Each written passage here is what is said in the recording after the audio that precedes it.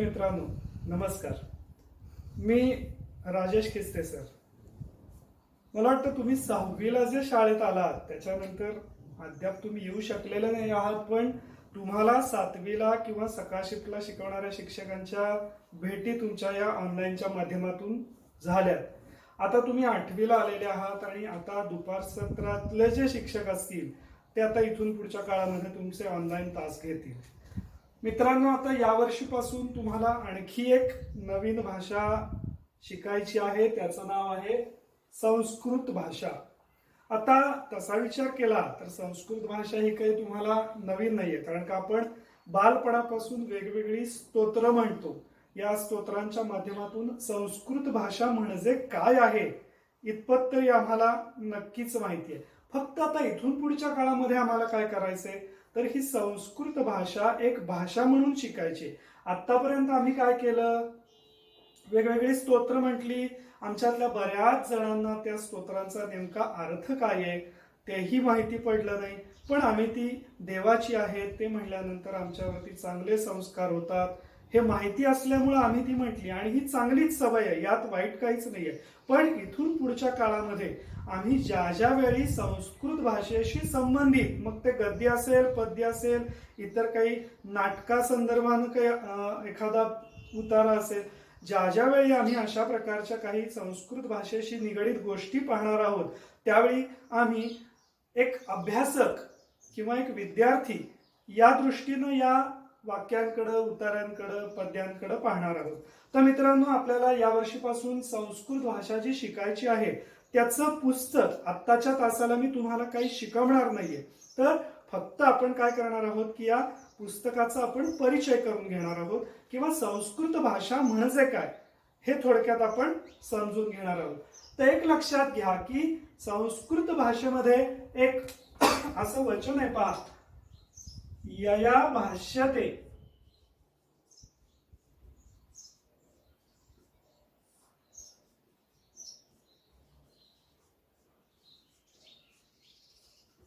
यया भाष्यते सा भाषा. आता इतक्यात तुम्हाला यांचे अर्थ नाहीत कळणार. मी सांगतो की ज्या माध्यमातून आपण प्रकट होतो, एकमेकांशी संवाद साधतो, त्याला किंवा त्या माध्यमाला भाषा असं म्हटलं जातं.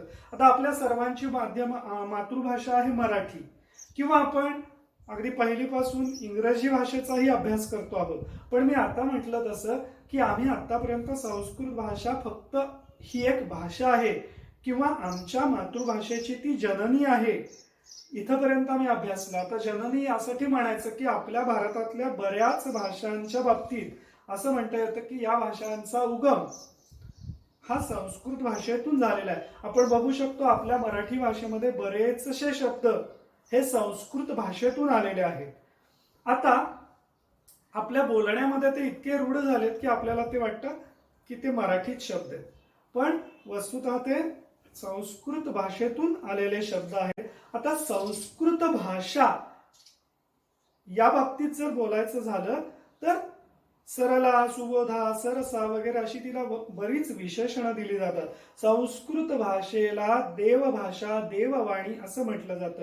म्हणून असा आपल्यात एक प्रघात आहे किंवा असा एक विचार आहे की देवांची भाषा, देव कुठल्या भाषेमध्ये एकमेकांशी संभाषण करत असतील तर ते संस्कृत भाषेमध्ये करतात असं म्हटलं जातं. आपण हेही बघू शकतो की आपलं जे संस्कृत, आपलं जे वाङ्मय आहे, भारतीय वाङ्मय जे आहे, पुरातन वाङ्मय, हे पुरातन वाङ्मय, प्राचीन वाङ्मय. वाङ्मय म्हणजे काय तर वेगवेगळी पुस्तकं, मग त्याच्यामध्ये वेद वाङ्मय आहे, उपनिषद आहेत, त्याच्या माध्यमातून आपण भगवद्गीता बरेच जण शिकतो. भगवद्गीता ही काय एक उपनिषदाचाच प्रकार आहे. तर हे सगळं जे प्राचीन वाङ्मय आहे, मग आयुर्वेदातले वेगवेगळे ग्रंथ असतील, आपण हे दैनंदिन वर्तमानपत्रांमधून, टीव्ही वरती हे पाहतोय की आयुर्वेद हा एक ग्रंथ, आयुर्वेदाचा ही एक शाखा आहे थोडक्यात वेदाची, आणि त्याच्या माध्यमातून वेगवेगळे ग्रंथ आहेत. मग चरक संहिता असेल, असे बरेचसे आहेत.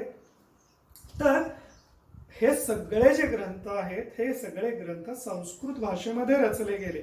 याचाच अर्थ असा की देवांना प्रचलित असणारी, देवांमध्ये किंवा देवांपर्यंत पोहोचण्यासाठी असणारी, लागणारी जी भाषा ती संस्कृत भाषा असं मानलं गेलं.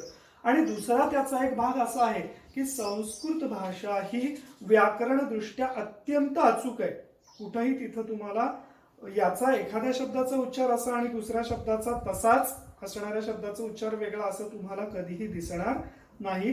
तर ही अचूकताच कदाचित सध्याच्या आधुनिक युगाला सुद्धा साथ घालताना दिसते. कारण का संस्कृत भाषेमध्ये असं म्हटलं जातं की संगणकाला सुद्धा उपयुक्त असणारी अशी ही संस्कृत भाषा आहे. याच्या माध्यमातून वेगवेगळी संशोधनं चालू आहेत. आता दुसरा प्रश्न आपल्याला असा पडेल की काय आता आम्हाला भविष्यात काय संस्कृत भाषेत पुढे जाऊन काय करायचंय, संस्कृत भाषा का शिकायची, आम्ही इंग्रजी शिकलो तर आम्ही परदेशात कुठं गेलो तर आम्हाला कदाचित तिथं संवाद साधण्यासाठी इंग्रजीचा वापर होऊ शकतो, उपयोगी ठरू शकतं.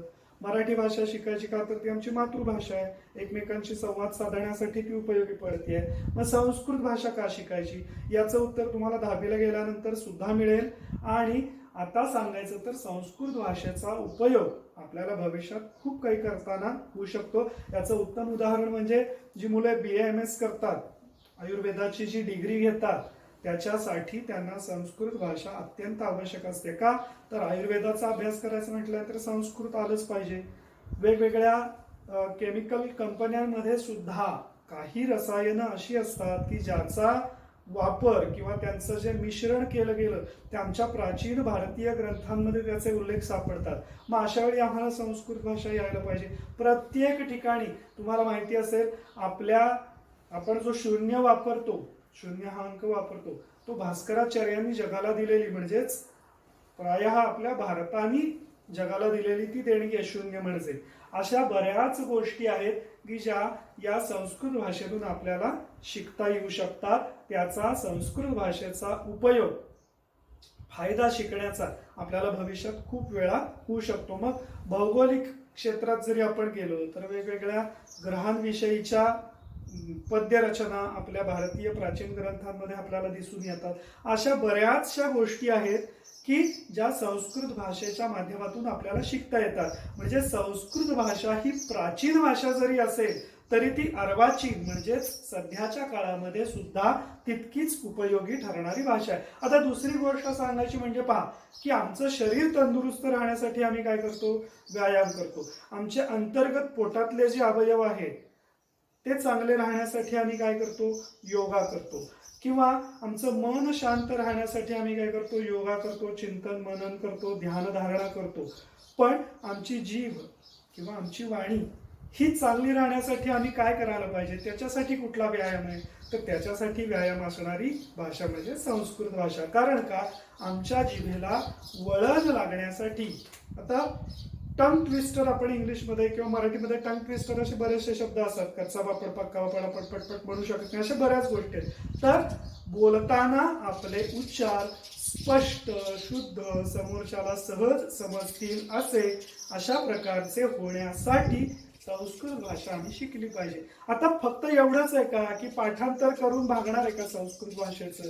आम्ही आतापर्यंत केलं पाठांतर, ठीक आहे, वाईट नाहीये. पण आता इथून पुढच्या काळामध्ये आम्हाला ही संस्कृत भाषा शिकत असताना पाठांतर तर करायचंच आहे, पण ते करत असताना ते समजून घेऊन करायचंय. मग हे समजून घेऊन करायचं म्हणजे काय आहे तर आम्हाला ते समजलं पाहिजे. आणि आम्हाला ते समजलं पाहिजे तर त्या संबंधानं आम्हाला तशा प्रकारचा अभ्यास किंवा तशा प्रकारचा ज्ञान मिळवणं आम्हाला गरजेचं आहे. कारण का आतापर्यंत काय होतं की आमच्या मुखात होतं ते आमच्या मनात किंवा मेंदूमध्ये गेलं पाहिजे, ते आमच्या हृदयात गेलं पाहिजे, तर आम्ही इतरांशी प्रकट होऊ शकतो. मित्रांनो, आपलं हे जे पुस्तक आहे पाहतायत तुम्ही. आता आणखीन एक महत्वाची गोष्ट मी तुम्हाला सांगू इच्छितो की आपल्याला शासनाकडून सगळी पुस्तकं मिळतात, पण संस्कृत भाषेची, मग ते संपूर्ण संस्कृत असेल किंवा संयुक्त संस्कृत असेल, त्याची पुस्तकं आपल्याला मिळत नाहीत. त्यामुळे शक्य तितक्या लवकर पालकांच्या मदतीनं, तुम्ही बाजारात जायची गरज नाहीये, पालकांच्या मदतीनं तुम्ही ही संस्कृत भाषेची पुस्तकं मात्र विकत घेऊन टाका. कारण का काही काळानंतर काय होतं की तो जो स्टॉक संपला विक्रेत्यांकडचा तर आपल्याला मग पुस्तक लवकर मिळत नाही. तर शक्य तितक्या लवकर हट्ट न करता पालकांच्या सवडीनं हे पुस्तक तुम्ही खरेदी करून घ्या. आता पुस्तकाचा परिचय सांगत असताना याच्यावरती वर अष्टमी कक्षा असं लिहिलेलं. अष्टमी तुम्हाला लगेच लक्षात येतं अष्टमी म्हणजे 8वी, जी तुमची इयत्ता आहे. कक्षा म्हणजे इयत्ता.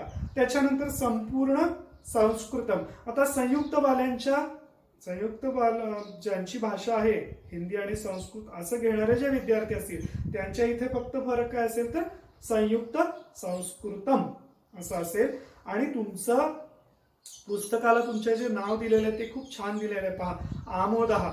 आमोदहा म्हणजे काय? आनंद. आता आणखीन इथं तुम्ही बघू शकता की तुमच्या वयाची काही मुलं मुली आहेत आणि त्यांनी एक खजिना उघडलेला दिसतोय. तिथं खूप मोहरा दिसत आहेत, सोन्याच्या वेगवेगळ्या गोष्टी दिसत आहेत, दागिने दिसत आहेत. पण ते दागिने कशाचे आहेत? तर ते दागिने आहेत आमच्या संस्कृत वाङ्मयाचे. मग हे वाङ्मय कुठले? पहा, आयुर्वेद. हा मी आता तुम्हाला म्हटलं तसं आयुर्वेद हा आमचा प्राचीन साहित्यातला एक प्रकार आहे. संस्कृत साहित्यातला पंचतंत्रम. पंचतंत्राच्या गोष्टी म्हणजेच प्राणी बोलतात, माणसासारख्या कृती करतात. मग ती कोल्ह्याची आणि बगड्याची गोष्ट तुम्ही ऐकली असेल, वाचली असेल. पंचतंत्राच्या गोष्टी आपण मराठीमध्ये अभ्यासल्यात, वाचल्यात, पण या मूळच्या काय आहेत? संस्कृत भाषेतल्या आहेत. त्याच्यानंतर रघुवंशम. हे रघुवंशम ही निर्मिती, हे महाकाव्य जे आहे ते कालिदासाचं आहे. कालिदास हे नाव तुम्ही ऐकून असाल. कालिदास हा आपल्या संस्कृत भाषेचा मेरुमणी आहे, किंवा सरस्वतीच्या गळ्यातला जो कंठा आहे त्यातला मुख्य मणी जो असेल असा तो कालिदास हा आपला महाकवी आपल्या संस्कृत भाषेचा. त्याच्यानंतर हितोपदेश. सुभाषितानी. सुभाषितानी म्हणजेच काय? तर श्लोक. आपण मराठीमध्ये पण काही श्लोक म्हणतो किंवा इंग्लिशमध्ये आपण त्याला वर्स म्हणतो. तसं संस्कृत भाषेतली जी पद्ये असतात त्याला सुभाषितानी असं म्हणतात. आता काही वेळेला ते फक्त श्लोक असतात आणि काही वेळेला ती सुभाषितं असतात. सुभाषितं असं का म्हणायचं आहे? तर त्याच्यातून आपल्याला काही जर बोध होत असेल, त्याच्यातून आपलं काही मनोरंजन होत असेल तर अशा श्लोकांना सुभाषित, किंवा त्याच्यातून आपल्याला तत्वज्ञानाचा बोध होत असेल अशी ती सुभाषित असतात. आता अमरकोश हा असं लिहिलेलं आहे. एका मुलाच्या हातात मोहरा दाखवल्यात आणि तिथं अमरकोश हा असं लिहिलंय. अमरकोश म्हणजे काय?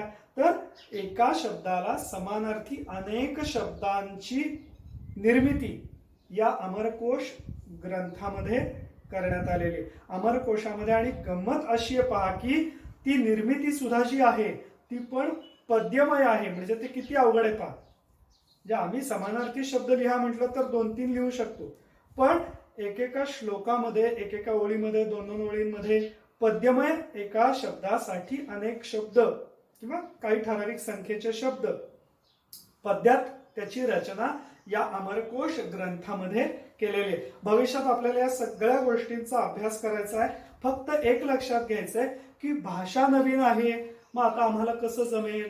मग आता सर किंवा मॅडम आमचे जे असतील ते आम्हाला ऑनलाईन शिकवतील, मग आम्हाला समजेल का? नक्की समजणार, कारण का तुम्ही घरी बसून चांगला अभ्यास करत आहात याची आम्हा सर्व शिक्षकांना खात्री आहे. आता आपल्या या महाराष्ट्र राज्य पाठ्यपुस्तक निर्मिती मंडळाचं हे पुस्तक आहे आणि तुमच्या वयाचा, तुमच्या आकलन शक्तीचा, तुमच्या पूर्वज्ञानाचा सगळा विचार करून या पुस्तकाची निर्मिती करण्यात आलेली. तर पहिलं एक लक्षात घ्यायचं की संस्कृत भाषेचा अभ्यास करत असताना आपण कुठल्याही प्रकारची भीती मनामध्ये बाळगायचं अजिबात कारण नाही, कारण की सगळ्यात सोपी भाषा आहे पहा. जर आम्ही हिच्यामध्ये गुंतून आवडीनं जर अभ्यास केला तर आम्हाला ही भाषा नक्की समजेल, आवडेल. कारण का? तर संस्कृत भाषा ही गोड आहे. म्हणजे बघा, कुणी जर संस्कृत श्लोक म्हणत असेल किंवा सकाळच्या वेळी आपण रेडिओवरती संस्कृत बातम्या ऐकत असू त्यावेळी त्यांचे जे उच्चार असतात त्या लोकांचे ते अतिशय छान वाटतात. भले आम्हाला त्यातलं काही समजत नसेल, मान्य, कारण का आम्ही तशा पद्धतीनं तसा कधी विचार केलेला नाहीये, पण इथून पुढे आम्ही तो करणार आहोत. तर संस्कृत भाषेमुळे काय होतं तर आपल्या जिभेवरती चांगल्या प्रकारचे संस्कार होतात. म्हणून मी जसं म्हटलं की तुमच्या या पुस्तकामध्ये तुम्हाला दिलेले शब्द, तुम्हाला दिलेली वाक्य, जसं आपण इंग्लिश भाषेचा अभ्यास करत असताना ऍक्टिव्हिटीज केल्या, म्हणजे नवीन एक शब्द मला आला त्याचा वापर मी माझ्या बोलत असताना, मित्रांशी, घरातल्या इतरांशी बोलत असताना, शिक्षकांशी बोलत असताना त्या नवीन शब्दांचा मी माझ्या वाक्यरचनेमध्ये वापर केला. तसंच संस्कृत भाषेचा अभ्यास करत असताना सुद्धा मी रोज येणाऱ्या नवीन शब्दांचा संग्रह करणार मग त्याचा वाक्यात उपयोग करणार. मग अगदी 2-2 शब्दांची सुद्धा वाक्य असतात संस्कृत भाषेमध्ये. तर अशा प्रकारची छोटी छोटी वाक्य तयार करण्याचा प्रयत्न करणार. आता तुमचे जे ग्रुप आहेत त्या ग्रुपवरती शिक्षकांचे नंबर सुद्धा आहेत. तुम्हाला काही शंका आली तर तुम्ही त्या शिक्षकांशी संपर्क करू शकता. असं नाहीये की आपण फक्त ऑनलाईन माध्यमातूनच भेटणार आहोत. तुम्हाला जर काही संस्कृत भाषा शिकत असताना काही समस्या निर्माण झाल्या, काही शंका निर्माण झाल्या तर तुम्ही आमच्याशी संपर्क साधू शकता. आपल्या या व्हॉट्सअप ग्रुपमध्ये आमचे सगळ्यांचे नंबर आहेत. सगळ्या शिक्षकांशी तुम्ही या माध्यमातून बोलू देखील शकता. कारण का आपण अगोदरच म्हटलेलं आहे या भाष्यते सा भाषा. भाषा शिकत असताना काय आहे की प्रकट होण्याचं माध्यम म्हणजे भाषा आहे. आणि आम्ही जर प्रकटच नाही झालो तर या माध्यमातून होणार आहे काय? ऑनलाईनच्या माध्यमातून शिक्षक बोलणार आहेत आणि तुम्ही फक्त आणि फक्त ऐकणार आहात. वर्गात असं होत नाही. तुम्हाला जर एखादी शंका आली तर पटकन तुम्ही लगे आम्हाला विचारता की सर हे आम्हाला पुन्हा एकदा समजावून सांगा किंवा हे असं का. अशा प्रकारची शंका पडली की तुम्ही आम्हाला उभं राहून विचारता. पण आता विचारू शकत नसाल तरी सुद्धा तुम्ही इथून पुढे वर्षभराची आपण अपेक्षा करायलाच नको. कोरोनाची महामारी लवकरात लवकर संपावी आणि आपण सगळेजण एकत्र शाळेमध्ये भेटावं अशा प्रकारची आशाच या माध्यमातून मी प्रकट करतो. परमेश्वराकडे अशी प्रार्थना करतो की लवकरात लवकर विद्यार्थी आणि शिक्षकांची भेट व्हावी. पण जोपर्यंत हे चालू आहे तोपर्यंत तुम्ही कुठल्याही प्रकारे संपर्क शिक्षकांशी करू शकता. आता मी जसं म्हटलं की संस्कृत भाषा म्हणजे फक्त पाठांतर आहे का? तर नक्कीच नाहीये. पाठांतर तर आहेच, पण फक्त पाठांतर नाही तर ते समजून घेऊन केलेलं पाठांतर आहे. की जी विद्या पुस्तकस्था विद्या मस्तकस्था भवेत. पुस्तकात असलेली विद्या आमच्या मस्तकात गेली पाहिजे अशा प्रकारचा प्रयत्न आपण सर्वांनी करायचा आहे. तुम्ही करायचा असं मी मुळीच म्हणणार नाही. कारण का तुमच्या बरोबर आम्ही देखील आहोतच अभ्यास करण्यासाठी. आता सुरुवातीला दिलेल्या ज्या काही प्रार्थना आहेत, आता तुम्ही ज्यावेळी पुस्तक बघाल तुमच्या समोर आता पुस्तक असेल तर तुम्ही समोर ठेवलेलंच असेल. पण ज्यावेळी तुम्हाला पुस्तक उपलब्ध होईल त्यावेळी तुम्ही ते जरूर चाळून बघा. बऱ्याच गोष्टी आपल्याला त्यातल्या ज्ञात आहेत हे तुमच्या लक्षात येऊन जाईल. आता त्यामध्ये आपले 4 विभाग केलेले आहेत, ज्याला नावं दिलेली आहेत. प्रथम घटक, द्वितीय घटक, तृतीय घटक आणि चतुर्थ घटक असे 4 वेगवेगळे प्रकार केलेले आहेत. घटक म्हणजे थोडक्यात विभाग केलेले आहेत. आणि या पुस्तकाचं आणखीन एक वैशिष्ट्य म्हणजे याच्यामध्ये पुष्कळ सारी तुम्हाला आवडणारी वेगवेगळी चित्र आहेत. या चित्रांच्या माध्यमातून तुम्हाला शिकत असताना खूप आनंददायी शिक्षण आहे. म्हणून मी मगाशी म्हटलं तसं आपल्या पुस्तकाचं नावच काय आहे? आमोदा, आनंद. आपण ही भाषा आनंद घेऊन शिकणार आहोत. तर सुरुवातीला काही चित्र दिलेली आहेत. मग त्या चित्रांच्या माध्यमातून जसं आपण अगदी बोलायला शिकतो किंवा बालवाडीच्या अगोदरची अवस्था आपली जी असते त्यावेळी आपल्या घरामध्ये एक चार्ट लावलेला असतो आणि त्या चित्रांच्या खाली काही शब्द दिलेले असतात आणि मग त्याच्यावरून आपण बाराखडी शिकतो. तशाच पद्धतीनं चित्र दिलेली आहेत आणि त्याच्या खाली त्या चित्रामध्ये असलेली जी वस्तू गोष्ट असेल त्याचं नाव दिलेलं आहे. ते पण आपण बघायचे घरी बसल्या असल्या. पुढे जाऊन आपण तर ते घेणार आहोतच. त्याच्यानंतर घड्याळ दिलेले आहेत वेळ कळण्याच्या दृष्टीनं. आणि असं आपण पुढे शिकत जाणार आहोत. तर आपण आज सुरुवातीला ज्या प्रार्थना दिलेल्या आहेत त्या मी म्हणतो, मध्ये तुम्हाला थोडासा म्हणण्यासाठी वेळ ठेवतो आणि माझ्यानंतर तुम्ही ज्यावेळी याचा अभ्यास करत असणार आहात त्यावेळी त्या प्रार्थना म्हणायच्या. यातल्या 2 प्रार्थना तर आपल्याला माहितीच आहेत कारण का त्या आपल्या दैनंदिन प्रार्थना आहेत. पहिली प्रार्थना आहे वक्रतुंड महाकाय, ती आपण म्हणूया. मी अगोदर म्हणतो आणि त्याच्यानंतर मग माझ्या मागे तुम्ही म्हणा. वक्रतुंड महाकाय सूर्यकोटी समप्रभ निर्विघ्नं कुरु मे देव सर्वकार्येषु सर्वदा. आता आपल्या विद्येची देवता जी सरस्वती आहे तिची प्रार्थना केलेली आहे पहा. नमामि शारदां देवीं वीणा पुस्तकधारिणीं विद्यारंभं करिष्यामि प्रसन्ना भव सर्वदा. गुरुर्ब्रह्मा गुरुर्विष्णू गुरुर्देवो महेश्वर गुरु साक्षात परब्रह्म तस्मै श्री गुरवे नमः.